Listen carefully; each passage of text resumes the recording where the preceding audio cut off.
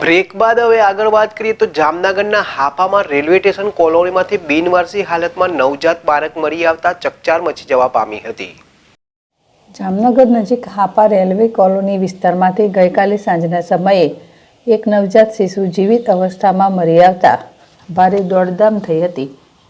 Railway station કોલોનીમાં પસાર થતા એક નાગરિકે બાળકના રડવાનો અવાજ સાંભળ્યા બાદ તુરત જ 108ની ટુકડીને જાણ કરી હતી, જે દરમિયાન લોકોનું ટોળું એકત્ર થઈ ગયું હતું। 108ની ટુકડીએ બનાવના સ્થળે દોડી આવી નિર્જન સ્થળે પડેલા બાળકનો કબજો સંભાળ્યો હતો અને સૌપ્રથમ પ્રાથમિક સારવાર કરી હતી।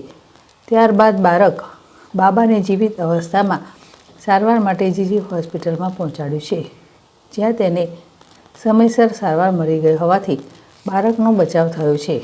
સમગ્ર ઘટના અંગે દયાવિહીન માતા સામે ચોમેરથી ફિટકારની લાગણી વરસી રહી છે। બાળકને ત્યજી દેનાર માતાને શોધવા માટે પંચકોશી બી ડિવિઝનની પોલીસ ટુકડી કામે લાગી છે અને આસપાસના લોકોના નિવેદનો નોંધવાનું શરૂ કર્યું છે। કંદેડિયા, જેડેશ ટીવી, જામનગર।